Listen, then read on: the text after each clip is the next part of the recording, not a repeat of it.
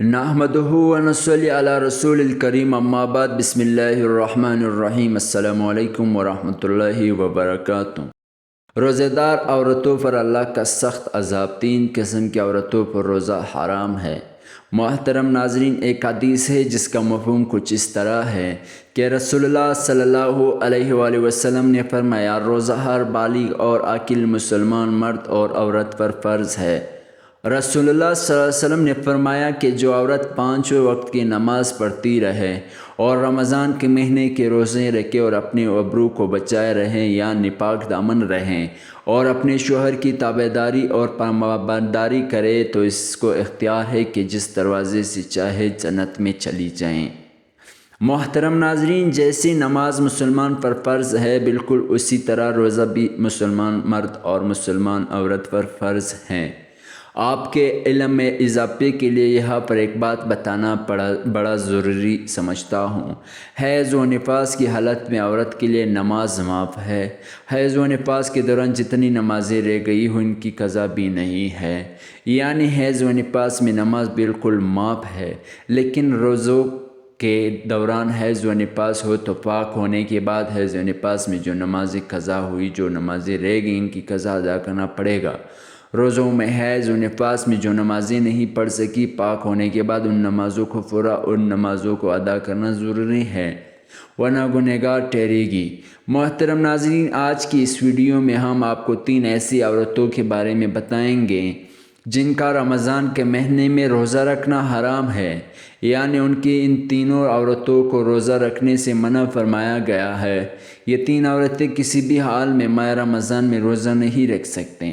اگر ان میں سے کسی عورت نے روزہ رکھ لیا تو اس عورت کا روزہ کبھی قبول نہیں ہوگا، بلکہ اسی عورت کو اللہ جل شانہ کی طرف سے سخت عذاب ہوگا۔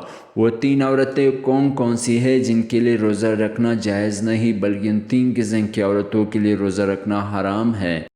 مکمل تفصیل جاننے کے لیے اس ویڈیو کو آخر تک ضرور دیکھیے گا، انشاءاللہ آپ کو زندگی بھر اس کا فائدہ ملے گا۔ روزے کی فرضیت کی 3 شرطیں ہیں۔ اسلام میں ایسے تمام مرد عورت پر روزہ فرض ہے جو بالغ ہو، ہوش و حواس میں ہو، عاقل ہو، دیوانہ پاگل نہ ہو۔ اس کے علاوہ روزے کی فرضیت کی 2 شرطیں ہیں۔ پہلی، صحت مند اور تندرست ہونا۔ دوسرا، سفر اور بیماری کے دوران روزہ چھوڑ سکتا ہے، مگر اگر بیمار اور سفر کے دوران کوئی روزہ رکھنا چاہے تو وہ رکھ سکتے ہیں، ان کو روزہ قبول ہو جائے گا۔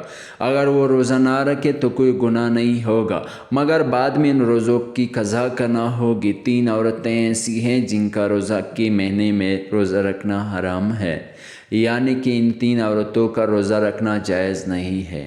نمبر 1، حیض کی حالت میں سب سے پہلی عورت وہ ہے جو حیض کی حالت میں ہو، یعنی کہ جس کو ماہوری شروع ہو جائیں۔ ایسی عورت کا رمضان کے مہینے میں روزہ رکھنا حرام ہے، یعنی کہ حیض والی عورت رمضان کے مہینے میں روزہ نہیں رکھ سکتی، کیونکہ حیض کی حالت میں روزہ رکھنا اور نماز پڑھنا حرام اور ناجائز ہیں۔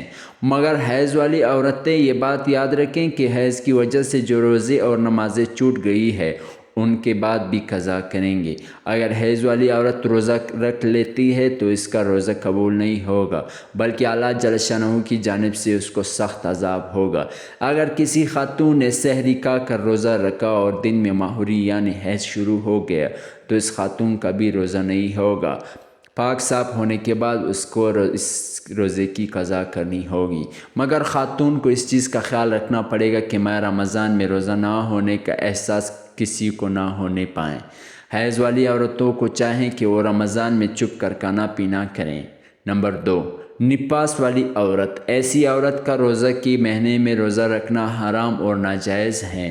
نفاس اسے کہتے ہیں کہ جب بچے کی پیدائش کے بعد عورت کو خون جاری ہوتا ہے، اسے نفاس کہتے ہیں۔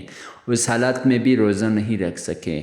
اگر کسی عورت نے نفاس کی حالت میں روزہ رکھ لیا تو ایسی عورت کو بھی روزہ قبول نہیں ہوگا، بلکہ ایسی عورت کو بھی اللہ جل شانہ کی جانب سے سخت عذاب ہوگا۔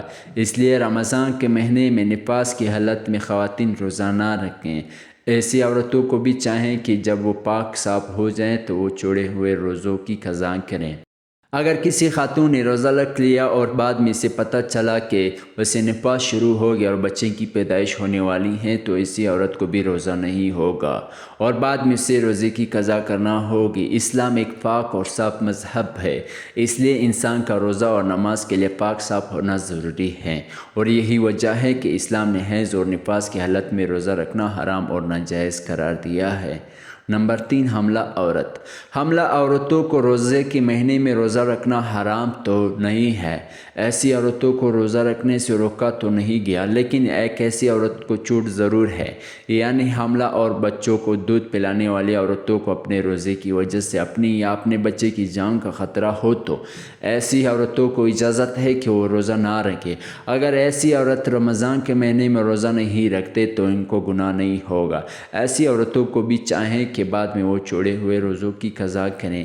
حاملہ عورتوں کے لیے حیض اور نفاس والی عورتوں کی طرح ایسا حکم نہیں ہے کہ وہ روزہ نہیں رکھ سکتے۔ ہاں، حاملہ عورتوں کا روزہ رکھنا حرام اور ناجائز نہیں ہے۔